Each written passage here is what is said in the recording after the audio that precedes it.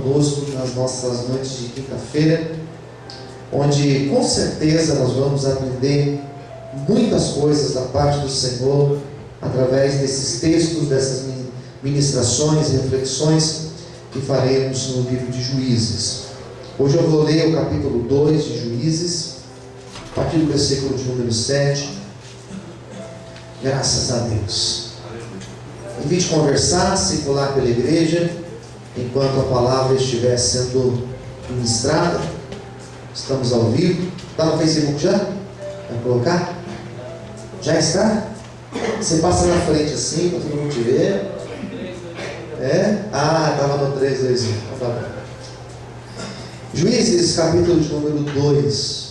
Quem já encontrou, diga amém. Amém. Versículo 7 diz assim: E serviu o povo ao Senhor todos os dias de Josué, e todos os dias dos anciãos que prolongaram os seus dias depois de Josué, e viram toda aquela grande obra do Senhor, a qual ele fizera a Israel. Faleceu, porém, Josué, filho de Nun, servo do Senhor, da idade de 110 anos. Sepultaram no termo da herdade em Timnat-Heres, no monte de Efraim, para o norte do monte Gaás. E foi também congregada toda aquela geração de seus pais, e outra geração após ele se levantou, que não conhecia o Senhor, nem tampouco a obra que fizera Israel. Então fizeram os filhos de Israel o que parecia mal aos olhos do Senhor. Serviram aos Baalins, deixaram o Senhor, Deus de seus pais, que os tiraram da terra do Egito, e foram-se após outros deuses, dentre os deuses das gentes que havia ao redor deles. Curvaram-se a eles e provocaram o Senhor a ira, porquanto deixaram o Senhor e serviram a Baal e Astarote, pelo que a ira do Senhor se acendeu contra Israel, e os deu na mão dos roubadores, e os roubaram, e entregou na mão dos seus inimigos ao redor, e não puderam mais estar em pé diante de seus inimigos. Por onde quer que saíam, a mão do Senhor era contra eles, para o mal, como o Senhor tinha dito, como o Senhor lhe tinha jurado, e estavam em grande aperto. E levantou o Senhor juízes, que os livraram da mão dos roubadores. Porém, tão pouco ouviram aos juízes, antes se prostituíram após outros deuses, e encurvaram-se a eles. Depressa se desviaram do caminho por onde andaram seus pais, ouvindo os mandamentos do Senhor. Mas eles não fizeram assim. Quando o Senhor lhes levantava os juízes, o Senhor era com os juízes, e os livrava da mão dos seus inimigos todos os dias daquele juiz. Porquanto o Senhor se arrependia pelo seu gemido, por causa dos que apertavam e oprimiam. Porém, sucedia que, falecendo o juiz, tornavam e se corrompiam mais do que os seus pais, andando após outros deuses, servindo-os e encurvando-se a eles. Não deixaram as suas obras, nem o seu duro caminho. Todos digam amém. Amém. Agora nós vamos fazer uma oração. Feche os teus olhos. Senhor, fala conosco nesta noite, através da tua palavra, através do teu Espírito Santo. Estamos aqui nesta noite sedentos para ouvir a tua voz. Nada nos impeça de sermos ministrados por ti, de sermos tocados nessa noite pela reflexão da tua palavra. Nos abençoe. Eis-me aqui, Senhor. Abençoe aqueles que acompanham nesse exato momento pela internet, pelas redes sociais, que eles sejam tocados por ti também, Senhor, em nome de Jesus. Amém. Queridos, o texto que eu li para vocês, e eu fiz questão de ler esse texto hoje, é um texto introdutório, para nós entendermos o propósito dessa campanha. Era necessário eu apresentar-vos essa reflexão de hoje. A palavra que eu li para vocês, ela está dentro do livro de Juízes. E por que é importante nós entendermos a história de Juízes? Porque a história de Juízes é uma história tão importante, dentro de tantas outras narrativas bíblicas. O que é importante estudarmos esta história? Primeiro, que nós vamos aprender com erros. Nós aprendemos com acertos, mas também nós aprendemos, e nós aprendemos muito com erros. Nós aprendemos, por exemplo, com os nossos erros, mas também nós aprendemos com erros dos outros. Algumas situações que algumas pessoas passam, elas nos servem de lição para nós não cometermos os mesmos erros. Quem está entendendo, diga amém. Então a história de Juízes é uma história caótica. São poucos capítulos, é um livro curto. E é um livro que ele vai abranger um curto tempo. É claro, curto tempo se referindo a outros textos bíblicos, né? O livro de Juízes vai mostrar 300 anos de Israel. Pastor, mas 300 anos é muito tempo. Mas se tratando de uma nação como Israel, antiga, 300 anos não é nada. Pouco tempo. E foram 300 anos em que Israel sai de um sistema e vai para um outro sistema. Ou seja, 300 anos de transição. 300 anos que vai mostrar Israel saindo de uma organização chamada tribalismo e vai começar a um outro sistema chamado monarquia. Tribalismo, eles eram organizados em 12 tribos, cada tribo tinha um líder. Era assim que Israel se organizava, e Deus como Senhor, como rei da nação. Mas eles já não queriam mais esse tipo de organização, eles queriam um rei, como as outras nações tinham. Então esses 300 anos, são 300 anos que Israel vai passar de Josué até o primeiro rei, que foi o rei Saul.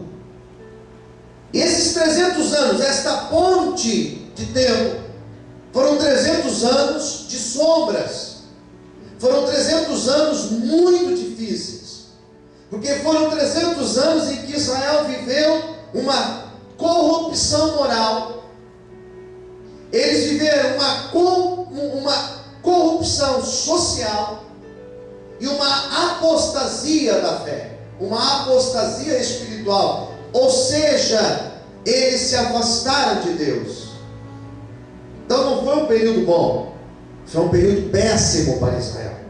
Talvez um dos piores períodos que Israel teve. Percebe que o texto que eu li para vocês fala que Josué tinha morrido. Todos os anciãos da época de Josué também tinham morrido. E quem agora estava ali naquele povo? Quem era o povo de Israel? Uma nova geração. E essa nova geração era uma geração que não tinha experiências com Deus.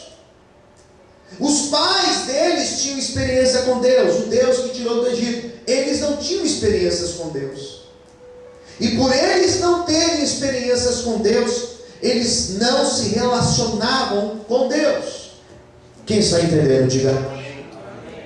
Então, queridos, esses 300 anos vai mostrar esse período de apostasia, período de pecado, um período onde Israel sai da presença do Senhor. Então, nesse livro que eu li para vocês, Israel teve 14 líderes, 14 juízes. E nesse período de 14 juízes, 13 deles são citados aqui em Juízes. Eu anotei o nome dos 13. Otiniel, Eude, Sangar, Débora e Baraque, que foram juntos no mesmo período. Gideão, Tolá, Jair, Jefté, Ibsam, Elon, Abdon e Sansão. E o 14º foi o último, foi Samuel, que foi aquele que ungiu Saul como o primeiro rei sobre Israel. Vamos aprender 3 coisas importantes nessa noite, em cima dessa história que eu li para vocês. Primeira coisa que eu aprendo com a história de Juízes: nós pertencemos a Deus. Diga para quem está ao seu lado: você pertence a Deus. Somos propriedade de Deus. Esse Israel era um Israel que tinha se afastado de Deus. Era um Israel que tinha deixado a sua relação com Deus. A história de Juízes vai mostrar que não tem como escapar das mãos dele, das mãos do Senhor. Eu ministrei para vocês alguns dias atrás sobre Jonas. E a história de Jonas vai justamente mostrar isso. Que não tem como sair do plano de Deus.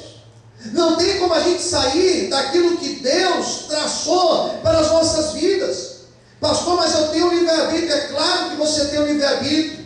Mas as circunstâncias da vida, mas as situações da vida, elas vão te conduzir até o plano de Deus. Por isso aquele texto de Isaías que diz: agindo Deus, que impedirá? É justamente isso. Se Deus tem um projeto, um propósito na nossa vida, não tem como sair desse projeto de Deus. Você pode aplaudir e exaltar ao Senhor por isso. Aleluia. Eu não estou pregando determinismo. Eu não estou pregando que tudo está escrito. E algumas pessoas usam a expressão: já está escrito nas estrelas. Não, não tem nada escrito nas estrelas.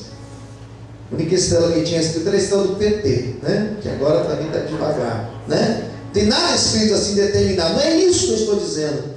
O que eu quero dizer é que Deus tem um plano na tua vida. E nós estamos aqui porque nós estamos no plano de Deus. Que na verdade não era nem para nós estarmos aqui. Que na verdade muitos de vocês que estão aqui talvez nem imaginava que um dia estaria na presença de Deus. Talvez você era uma pessoa tão doida, tão maluca, você nunca se imaginou na presença de Deus. E hoje você está aqui. Bem ou mal, você está aqui. Quem concorda, diga amém. Amém. Você nunca talvez imaginou que um dia estaria aqui, que um dia seria um obreiro, que um dia estaria na casa de Deus. Quem poderia imaginar, né? Mas por que nós estamos aqui? Que Deus tem um plano na nossa vida. E Deus tinha um plano para Israel, e Deus não abandona Israel. Alguns domingos atrás eu ministrei uma palavra aqui, um livro também do profeta Isaías, que diz que Deus jamais se esquecerá de nós. Por que Deus não se esquece de nós, pastor? Que Deus tem um plano na nossa vida. Quem está entendendo, diga amém. Segunda coisa que eu aprendo com a história de Juízes. A primeira é que nós pertencemos a Deus. Segunda coisa, o pecado causa destruição. Não tem jeito. A história de Juízes mostra isso. Pecado causa destruição. É simples. É simples. A opção é nossa, daquilo que nós semeamos. Se nós temos semeado afastamento de Deus, se nós temos semeado pecado, não tem jeito. Querer colher algo diferente. É o que nós estamos semeando. A história de Juízes mostra isso muito claro. Vocês vão me ouvir ministrar aqui de quinta-feira, falar de alguns juízes. Não vou falar de todos, vou falar de alguns, talvez de uns 3, 4 apenas. E nós vamos ver muito claro o quanto o pecado trouxe problemas para esse povo. É destruidor. Eu tenho a liberdade de escolher? Tenho a liberdade de escolher. Mas eu assumo a responsabilidade das minhas escolhas. E o pecado, queridos, não é apenas fazer o mal. Pecado não é apenas eu roubar alguém, eu matar alguém. Isso é pecado. Pecado não é apenas eu falar mal de alguém. Pecado é muito mais amplo do que isso. Por exemplo, uma noção de pecado que não muito se fala: deixar de fazer o que é certo. A epístola de Tiago vai dizer que se eu sei fazer o bem e eu não faço o bem, eu estou pecando. Uma outra noção de pecado que nós ouvimos muito pouco na igreja é essa: deixar de fazer o bem. Fugir do propósito de Deus, pecado. Então percebe que esse pecado que esse povo comete trouxe problemas, trouxe destruição para eles. E quantas coisas que hoje nós estamos vivendo não foram coisas que nós semeamos? Tantas coisas que hoje nós estamos colhendo, semeamos ontem. Pastor, mas Deus não perdoa? É claro que perdoa. Mas o pecado traz problemas para as nossas vidas. Por isso, em nome de Jesus, se posicione nessa noite. Por isso, em nome de Jesus, não se faça de desentendido. Por isso, em nome de Jesus, se coloque na brecha, se coloque na posição, se afaste daquilo que te afasta de Deus e tenha certeza que o Senhor fará uma grande obra na tua vida. Em nome de Jesus, aplauda o Senhor e a glória a Deus nessa noite. Amém, querido? Quem está me entendendo? Diga amém. Está dando para entender, irmãos? Amém? Está fácil para entender, né? Está fácil. Terceira coisa que eu aprendo com a história de Juízes, que vocês vão me ouvir falar aqui durante essa campanha: sempre que existir arrependimento, haverá restauração e haverá perdão de Deus. Glória a Deus. Mas escute bem, eu disse a palavra arrependimento. Não falei remorso. Não falei chorar. Eu estou dizendo arrependimento. Senhor, não quero mais esse estilo de vida. Senhor, não quero mais isso. Arrependimento é aquele sentimento que nós temos: se eu puder voltar atrás, eu faço diferente. Isso é arrependimento. Eu já ouvi pessoas dizendo: pastor, eu fiz, eu sei que é errado, mas eu também nem me arrependo. Eu fiz, eu sei que é errado, mas foi. Não é mais foi, queridos. Não existe isso. Tem que existir arrependimento genuíno. Tem que existir arrependimento verdadeiro. Por isso, quando a gente vai batizar alguém, nós ensinamos sobre arrependimento. Porque arrependimento é uma das premissas mais importantes que nós que acreditamos em Cristo, nós precisamos ter no nosso coração. Não quero mais isso. Esse povo sofre, por quê? Porque eles não estavam se arrependendo. Até o dia que a dor apertou, que a luta foi grande, eles se arrependiam. E quando eles se arrependiam, Deus curava, Deus restaurava, Deus manifestava a glória dele sobre este povo. Por isso eu acredito nessa noite que Deus vai fazer coisas grandes nessa campanha. Pode ser que você perdeu, pode ser que você foi roubado, pode ser que o adversário tenha zombado de você, mas haverá restituição. Onde existe arrependimento, escreva isso: haverá restituição do Senhor, em nome de Jesus. Aleluia. Aplauda o Senhor em forte.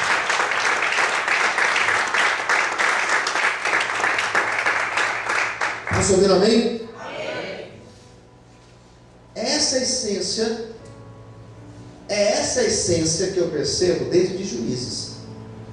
Você vai me ouvir pregar durante a campanha justamente esses assuntos. Por quê? Porque o povo de Israel estava dentro de um ciclo vicioso. Sabe o que é ciclo vicioso? É aquilo que você faz todos os dias. E às vezes você faz e nem percebe o que faz. Você faz por força de hábito. Um exemplo: escovamos os dentes. Você escova os dentes, você nem percebe que está escovando os dentes. Você escova, é um hábito que você já tem. Aqueles que têm cabelo, eu não tenho inveja de vocês, opção minha raspar. Você vai pentear seu cabelo, você nem percebe que está penteando o cabelo. Hábito. Quem entendeu, diga amém. Hábito é uma coisa que você faz espontaneamente. São coisas que você faz que você nem coloca atenção para fazer. Automático. Você às vezes dirige no automático, vai dirigindo, porque é um hábito já. Acordar aquele horário, levantar pela manhã, tomar um café, sair de casa, virou um hábito. Qual era o hábito que esse povo tinha?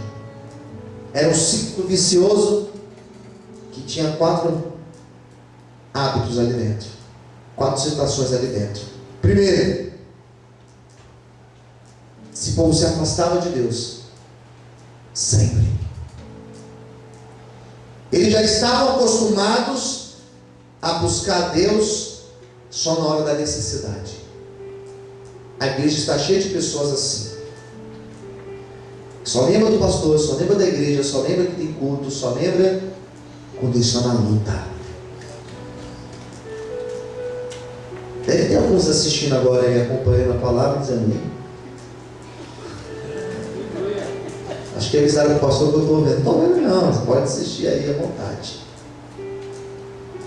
Mas sabe aquela pessoa que só busca na dor? Quem entendeu, diga amém. Então era uma época que esse povo se afastava de Deus.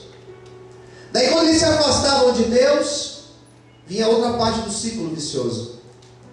Vinha a opressão. E opressão nós podemos chamar de problemas. Podemos chamar também de consequências. Então a pessoa se afastava de Deus, deixava Deus, se jogava no mundo. O que Deus fazia? Permitia desemprego, permitia doença, permitia a crise conjugal, permitia tristeza, depressão,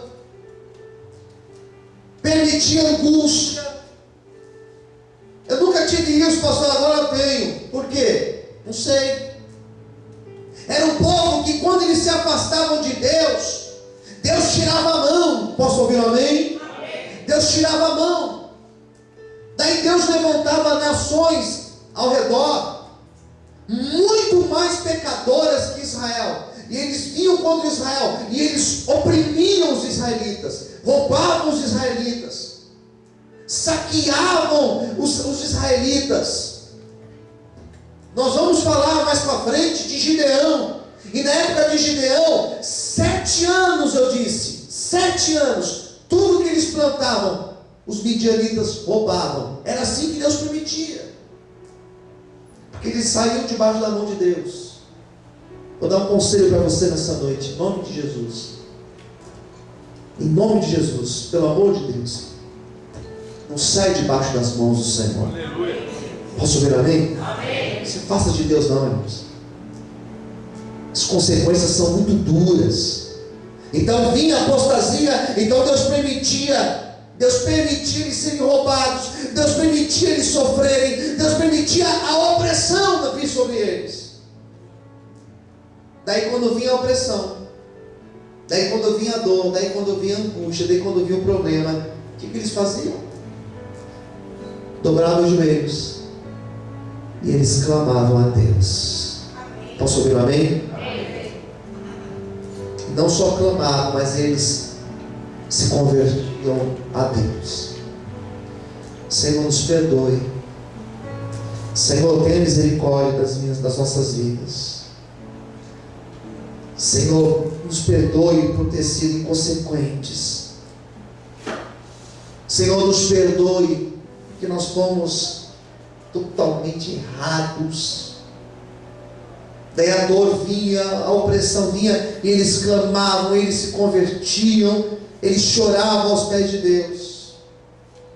Sabe o que Deus permitia então? Deus novamente colocava as mãos, e Deus dava livramento para este povo. Posso ouvir um glória a Deus? Então Deus colocava as mãos, e aquele povo começava a viver milagres. Deus colocava as mãos e dava livramentos através dos juízes. Deus colocava as mãos e honrava esse povo. Pastor, mas não era um povo fraco? Era, mas Deus tinha misericórdia desse povo quando eles clamavam, e Deus dava grandes livramentos. Por isso eu acredito, irmãos, que Deus vai trazer livramentos nessa campanha. Deus vai abrir portas grandes nesta campanha. Deus vai restaurar famílias nesta campanha. Deus vai consertar histórias de pessoas. Escuta essa profecia, levanta sua mão para receber. Deus vai consertar a história de pessoas que hoje é uma história caótica, hoje parece uma história de terror. Deus vai curar e vai restaurar a tua sorte. Diz o Senhor para você nessa noite. Todos podem aplaudir e exaltar a Deus bem forte. Aleluia.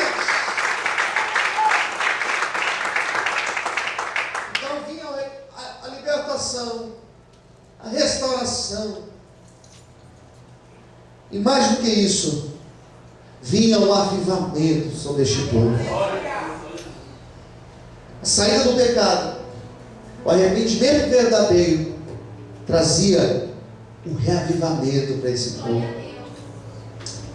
Esse povo voltava a buscar a Deus, e Deus fazia uma obra linda na vida desse povo. O problema é que eles estavam dentro de um ciclo vicioso, e na hora que eles eram abençoados, muitos voltavam a deixar o Senhor e voltavam para o mesmo ciclo. Por isso existem pessoas na igreja, e eu gostaria que a igreja inteira estivesse aqui hoje para me ouvir. Eu vou falar agora. Por isso que existem pessoas na igreja que elas são inconstantes, altos e baixos.